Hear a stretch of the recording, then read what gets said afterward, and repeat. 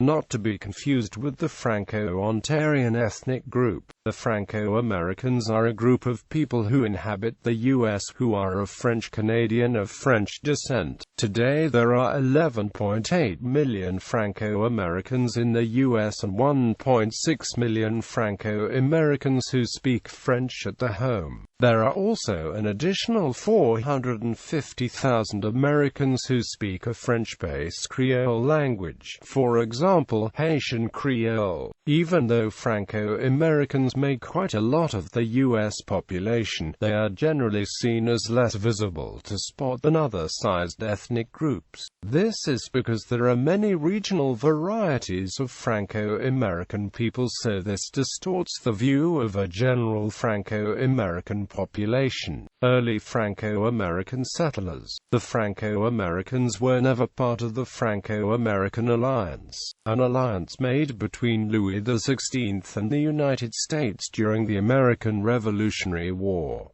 Original settlers. Most modern-day Franco-Americans of French-Canadian of French heritage are the descendants of settlers who lived in Canada during the 17th century. Canada then came to be known as Province of Quebec in 1763, which then renamed to Lower Canada in 1791, and then to the Canadian Province of Quebec after the Canadian Confederation was formed in 1867. The majority of Franco-Americans of French-Canadian origin, mostly the ones living in New England and the Midwest, are those whose origins trace back to that of the Quebec Diaspora. Also, not that many Franco-Americans are of Acadian descent, who came to the U.S. from the Canadian maritime regions. What is unusual about the early Franco-Americans is that they arrived before the formation of the United States. In the time before the American Revolutionary War, they founded many villages and cities and were some of the first Europeans to settle down in the U.S. Places that were main settlements for Franco-American settlers include the Midwest and Louisiana. Franco-Americans today are found mostly in New England and in the northern sections of New York, the Midwest and Louisiana. There are three main types of French-American: French-Canadian, Cajun, or Louisiana Creole. Louisiana. During the period of French colonization in the Americas, France divided up all of its land into 5 territories: Canada, Acadia, Hudson Bay, Newfoundland and Louisiana.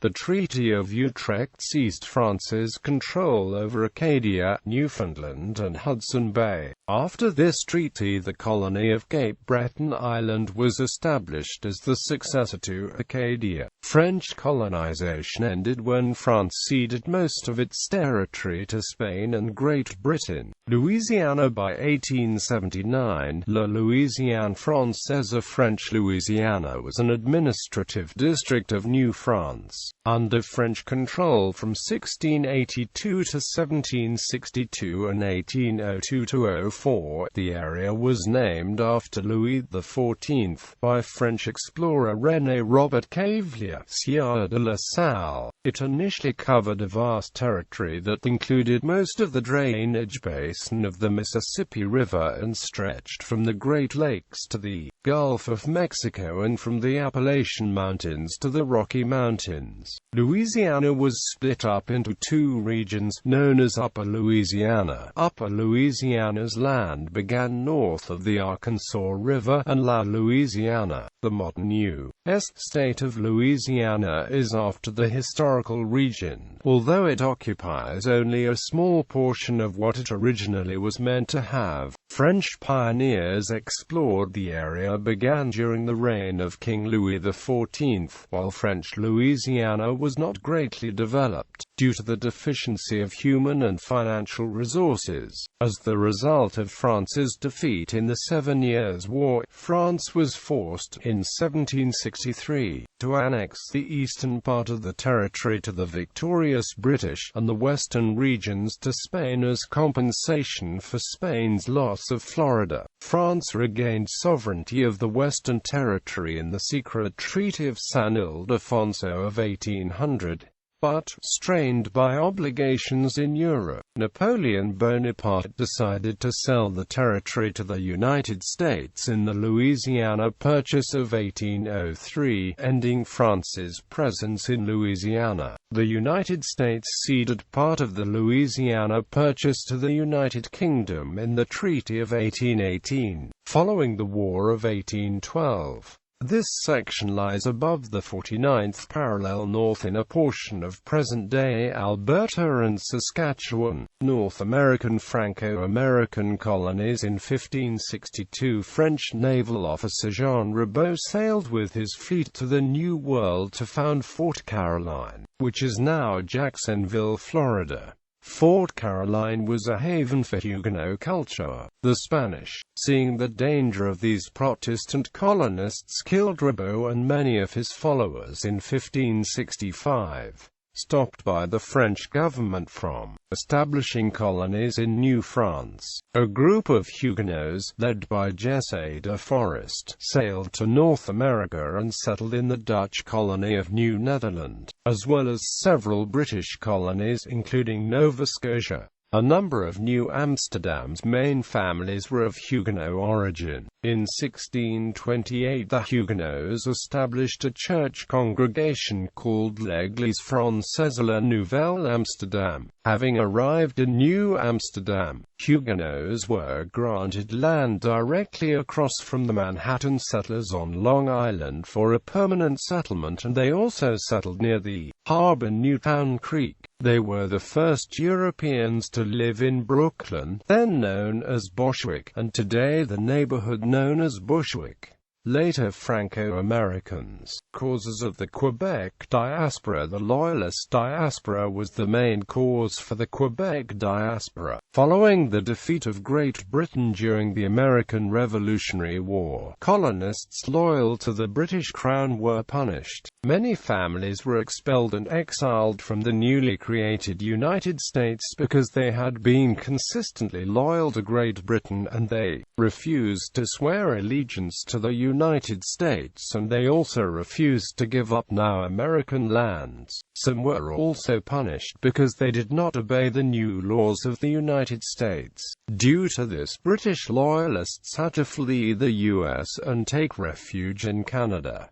Canada now had to support 50,000 refugees. Over 32,000 Loyalists fled New York for Nova Scotia, and an additional 13,000 took refuge in Quebec. Canada at the time had a population of just over 70,000, most being French-Canadian. The British, as they ruled Canada, valued their own countrymen more than the Francophone population, and they needed land for the refugees. As Nova Scotia took in most of the refugees, the sheer upkeep of most of the new arrivals would mean political tension in the colonies. The territory of New Scotia was divided in two, and Loyalists were allowed full authority of the territory, which was known as New Brunswick. Meanwhile, in Quebec, the authorities feared that riots and tension would occur if the Loyalists settled in French-Canadian communities. Governor Haldimand thus relocated many newcomers to settle in the region of the Great Lakes, which was considered part of Quebec and thus under French law. The new arrivals did not like the legal system, so Canada was divided into two main regions, Upper Canada and Lower Canada. The other names for these regions were Ontario and Quebec. The British Parliament approved of this division of Canada in 1791, and by 1792 it came into practice. In Quebec, Loyalists could petition for land as long as they demonstrated that they had suffered for the continuous loyalty to Britain in the United States. They also needed to gather a group of colonists together and get them to swear fealty to the British Crown, and they had to promise to develop the land they were granted. Once they were given land, they were expected to build roads, mills, and to survey the neighboring settlements and overlook nearby and closer regions at their own expense. The only problems at first for these new settlers were the black flies and mosquitoes that infested the land granted to them by the British Crown. Wolves were also a big problem for farmers. The first harvests were poor and were barely enough to meet local demand. The farmers had very little to sell to the public. Small villages set up would sometimes die out and settlers would have to emigrate to another settlement. The borders between Canada and the United States was not definite until 1842. Border conflicts between Canadian settlers and the U.S. Army were constant. Sometimes American invasions would take place in 1838 during the Fenians' uprisals. By the middle 19th century, some Loyalists began to emigrate out of Canada, seeking to colonize the Midwest of America. The Quebec Diaspora. The Quebec Diaspora was a period of mass immigration of inhabitants of Quebec dispersing over North America. Places where the Canadian immigrants emigrated to the most were places including New England in the U.S., Ontario, and the Canadian prairies in Canada. This mass emigration started in 1840 and ended in the 1930s when the Great Depression happened. Immigration to the United States.